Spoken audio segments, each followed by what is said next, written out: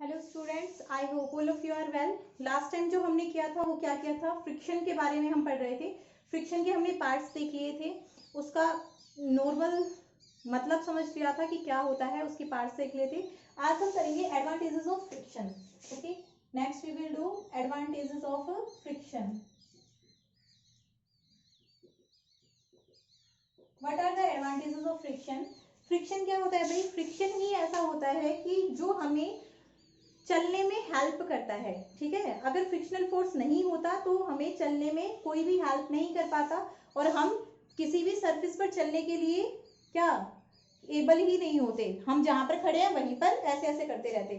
ठीक है, जैसे वो एक्सरसाइज करते हैं ना जिम में, उसी तरह से हम करते रहते। अब देखो, हमारा जो फोर्स होता है, जो पैर होता है, ये पैर है, मान लो ये अर्थ से क्या है, यहां से समझो, पैर है, ये वाला पैर है, इस पैर को क्या किया, इस तरह से मैंने प्रेस किया। अब जब प्रेस कर रही हूं तो मेरा पैर जितना फोर्स लगाएगा अर्थ पर, उतना ही अर्थ मेरे पैर पर फोर्स लगाएगी। तो ये जो है वो तो क्या हो गया, दोनों न्यूट्रल हो गया। ठीक है, बट इस पर एक और फोर्स लग रहा है, वो कौन सा लग रहा है? Frictional force.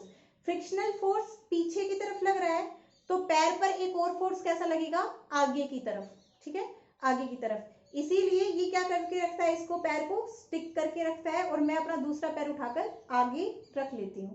तो क्या है, फ्रिक्शन ने क्या किया, चलने में हमें हेल्प की, ये हमें गिरने नहीं देता है। तो फ्रिक्शन ही है जिसकी वजह से हम चलने में we are able to walk. पहला तो यही हो गया, we are able to walk. ठीक है, कोई भी चीज है वो चलने के लिए चल पाती है, सिर्फ और सिर्फ किसकी वजह से चल पाती है? वो फ्रिक्शन की वजह से ही चल पाती है। ठीक है, अगर फ्रिक्शन नहीं होता तो नहीं चल पाती। अब देखो, आइस पर और सैंड पर हम इजीली नहीं चल पाते हैं। क्यों नहीं चल पाते हैं? बिकॉज आइस पर और सैंड पर बहुत ही कम फ्रिक्शन होता है। There is less friction on ice and sand, so we can't walk on them easily. इसीलिए हम उन पर इजीली नहीं चल पाते हैं।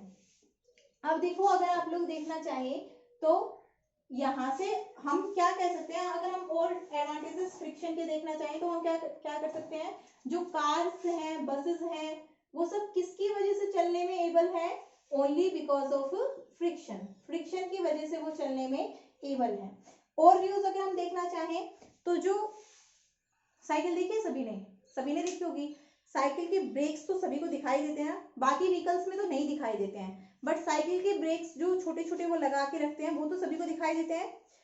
तो जैसे ही आपने ब्रेक सप्लाई किए, तो ब्रेक सप्लाई करते ही जो ब्रेक शूज हैं, उनको हम ब्रेक शूज बोलते हैं। ब्रेक शूज हैं वो क्या होते हैं? टायर के साथ चिपक जाते हैं। अब ब्रेक शूज टायर के साथ चिपक गया तो उसने क्या किया, ये इसमें फ्रिक्शन प्रोवाइड कर दिया, मतलब उसमें इतना कांटेक्ट, इसमें इतना फोर्स प्रोवाइड कर दिया कि वो आगे चल ही नहीं पाता। पहले तो स्पीड को रिड्यूस कर देगा और फिर उस चीज को स्टॉप कर देगा। ठीक है, तो फ्रिक्शन का वहां पर भी यूज हो गया। और वहां पर कौन सा फ्रिक्शन यूज हो रहा है?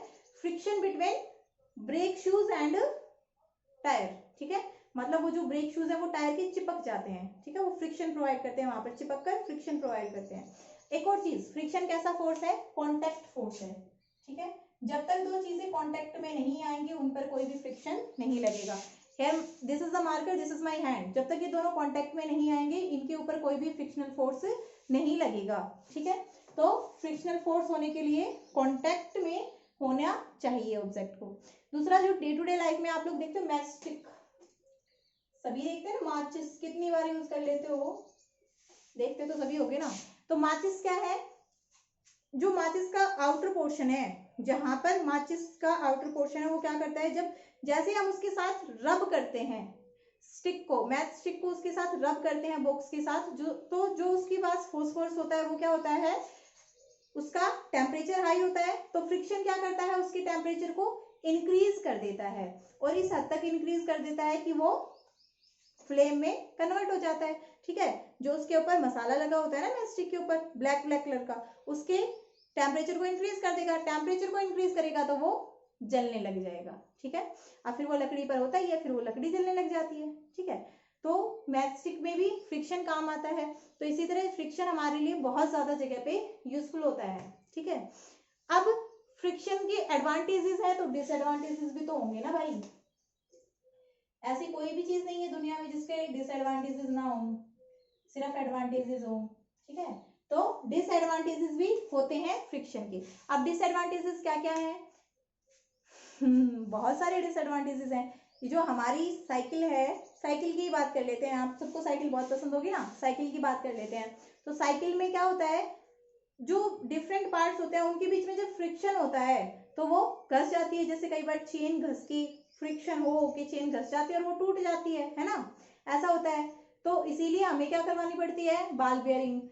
इसी तरह मशीन्स जो हैं, बड़ी बड़ी इंडस्ट्रीज में जो मशीन है उनके बीच के, उनके जो पार्ट्स हैं, उनके पार्ट्स के बीच अगर फ्रिक्शन होने लग जाए तो वो पूरी मशीन को क्या कर देते हैं, डैमेज कर देते हैं। क्योंकि फ्रिक्शन की वजह से पार्ट हीटअप होते हैं, हीटअप होकर क्या होते हैं फिर, या तो एक्सपेंड हो जाएंगे, कोई चीज हीट होगी तो एक्सपेंड हो जाएगी, एक्सपेंड होने के बाद उसकी शेप भी डिफॉर्म हो सकती है, वो चीज टूट भी सकती है, ठीक है, मेल्ट होकर बिल्कुल टूट भी सकती है, कोई चेन वगैरह है तो ये फ्रिक्शन के क्या हो गए, नुकसान हो गए।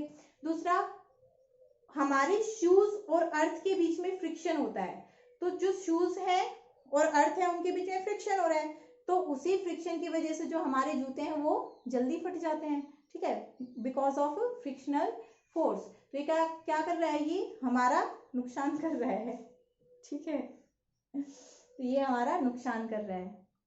तो ये हो गए फ्रिक्शन के डिसएडवांटेजेस।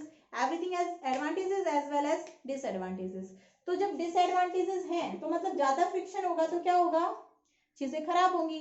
तो हमें क्या करना है, फ्रिक्शन को रिड्यूस करना है, ठीक है।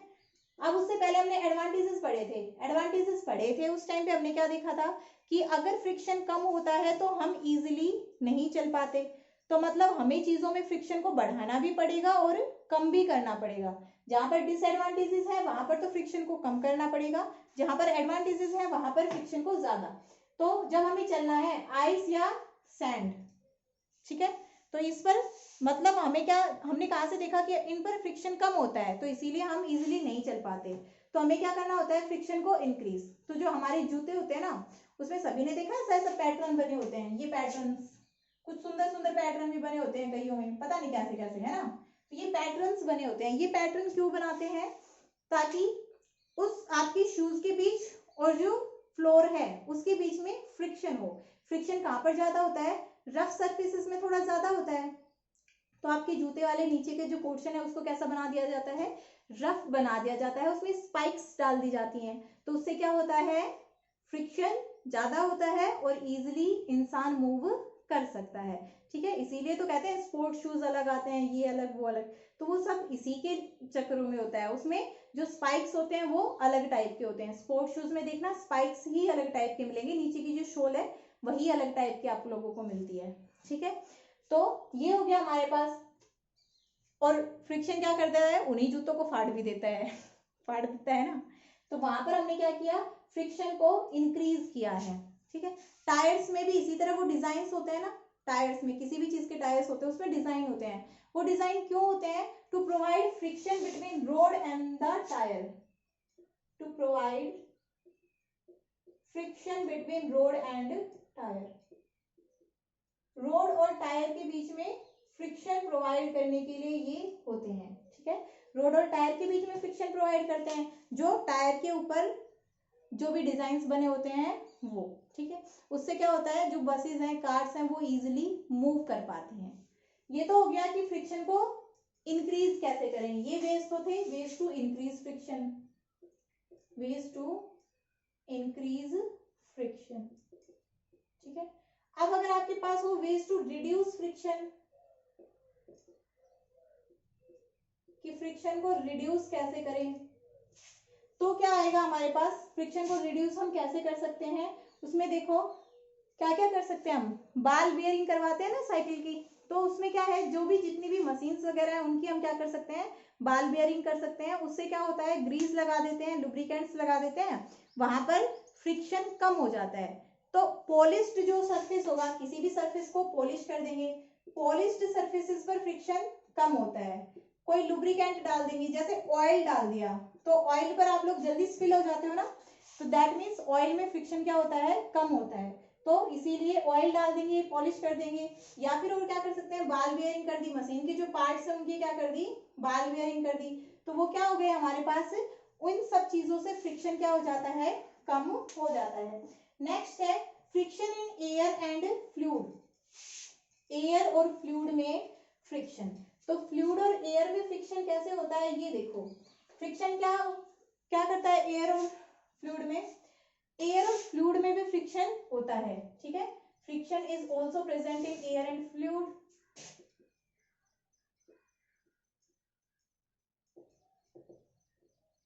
एयर और फ्लूइड में भी फ्रिक्शन प्रेजेंट मिलेगा आप लोगों को, ठीक है। अब जो फ्लूइड में फ्रिक्शन होता है उसको हम क्या बोल देते हैं, ड्रैग, ठीक है, फ्लूइड में कोई भी फ्लूइड हो उसमें जो फ्रिक्शन होगा इसको हम बोलेंगे ड्रैग, नाम याद रखना है, ठीक है।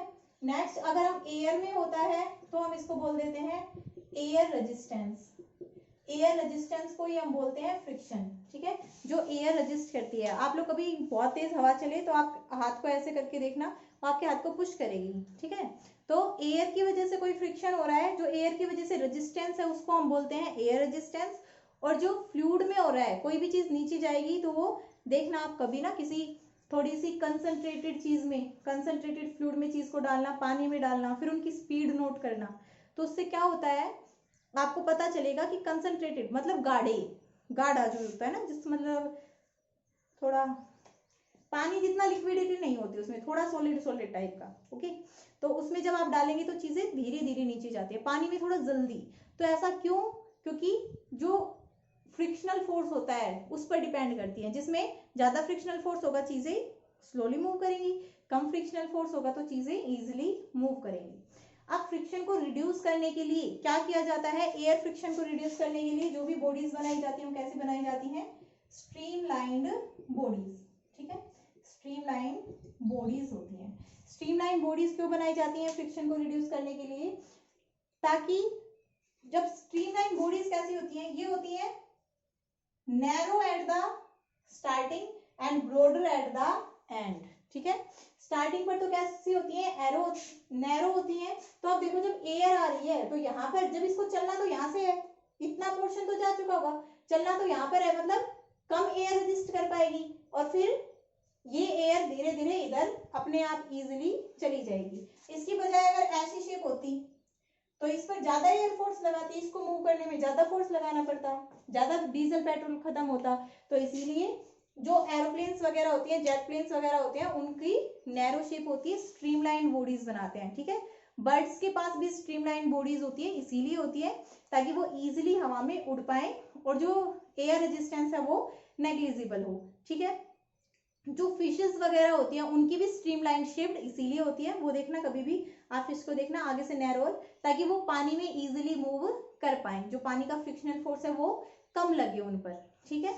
इसीलिए तो जो क्रोकोडाइल वगैरह होते हैं वो थोड़ा कम स्पीड से मूव कर पाते हैं, और जो मछली होती है वो ज्यादा स्पीड से मूव कर पाती है, ठीक है। नेक्स्ट है कि आपके मुंह में भी फ्रिक्शन का यूज हो रहा है, देखो कैसे, जो फ्रिक्शन है ना हमारे मुंह में, अगर सलाइवा नहीं होता तो क्या होता, जो खाना है वो इजीली हम स्वेलो नहीं कर पाते उसे। क्यों नहीं स्वेलो कर पाते, क्योंकि जब खाना हमारे मुंह में है फ्रिक्शनल फोर्स की वजह से हम उसको इजीली स्वेलो नहीं कर पाते, लेकिन जो सलाइवा है वो उसको क्या बना देता है, स्मूदर, फ्रिक्शन को कम कर देता है और हमें खाने को निगलने में हेल्प करता है, ठीक है। तो ये हो गया हमारे पास, फ्रिक्शन कंप्लीट हो गया है। नेक्स्ट अब जब हम करेंगे तो कुछ एक क्वेश्चन देखेंगे फ्रिक्शन के ऊपर ही, ठीक है। और इसी के साथ जो टायर होते हैं ना कार्स के, एक और चीज देख लो, जो स्पीड कार होती हैं, जो जहां पर स्पीड के लिए, जहां पर स्पीड रेसिंग कार्स जो होती हैं, उनके जो टायर्स होते हैं उनमें कम स्पाइक्स होते हैं, क्यों, ताकि फ्रिक्शन कम हो रोड के बीच में और टायर के बीच में, और जो कार है वो ज्यादा स्पीड से मूव कर सके, ठीक है। तो फ्रिक्शन का देख लो कितना सारा यूज पढ़ लिया है। अब हम करेंगे कुछ एक क्वेश्चंस करेंगे कल।